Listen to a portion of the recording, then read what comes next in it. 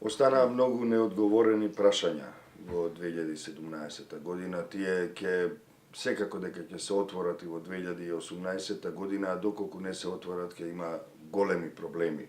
Целото општество се разбира и системот.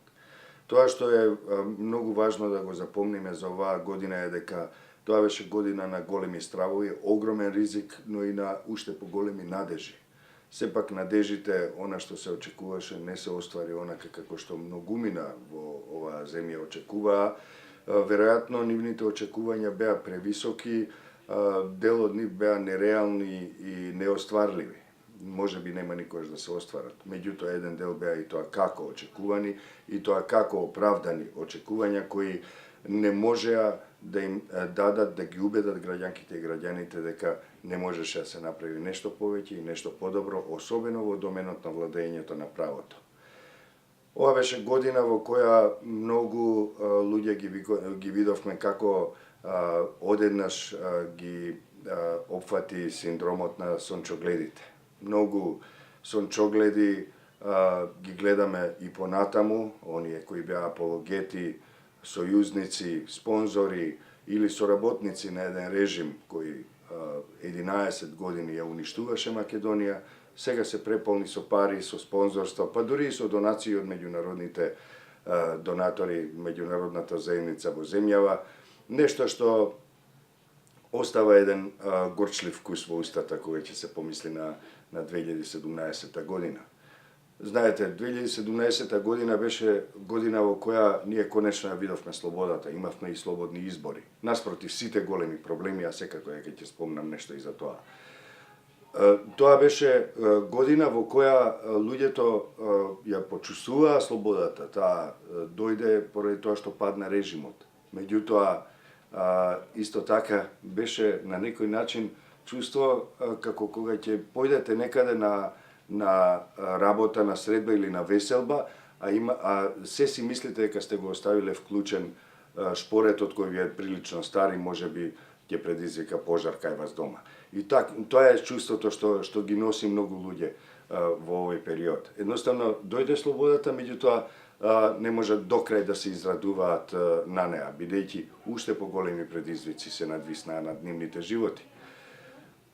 Имавме слободни избори, кажав, конечно, после 11 години видовме состојба во која граѓанките и граѓаните во најголем дел успеаја да ја искажат својата гласачка волја, слободно, без притисоци. Но, реков, најголем дел. А особено голем проблем на овие избори, како и на оние во 2016 година, беше изборната администрација. Државната изборна комисија не даде многу одговори. Дадоа оставки, меѓутоа не поднеса одговорност. Не знаеме се уште колку чинеле нивните мобилни телефони, колку биле патните трошоци и така натаму. Се уште стои одговорот дека тоа не се јавни податоци, а си дадоа оставки токму поради тие податоци за кои Цивил, Центар за слобода, всушност говореше цело во ова време. Државната комисија за спречување на корупцијата се уште не даде одговор на нашите прашања кои ги поставивме и по пат на барањето за пристап до јавни информации. Многу други прашања останаа неодговорени. Многу социјални случаи, се уште се социјални случаи заради тоа што во таква состојба ги донесе претходниот режим, а во новата демократски транзитирана Македонија се уште не можат да си ги остварат своите права. Многу социјални случаи им беше укината социјалната помош заради тоа што беа политички неподобни.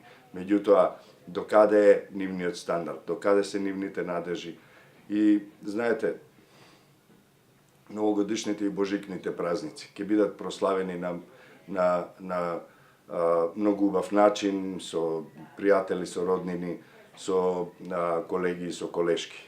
Меѓутоа, ќе има многу луѓе кои ќе мрзнат, кои нема да имаат дом, или кои ќе имаат само студени ѕидови околу нив, заради тоа што нивните млади си заминале во странство и не успеале за Нова година или за Божик да се вратат дома и да прослават со своите стари. И тоа е една тажна ситуација во која гледаме Македонија, наспроти една нова година, која 2018 година, која за Македонија ќе донесе многу работи. Влез во НАТО, најверојатно, пристапни преговори и така натаму. Но правдата и човечноста останува да ги остваруваме ние самите, секој ден. na sekое место, во секој момент, во секој контакт со граѓанките и граѓаните, со луѓето околу нас, со нашите комшии.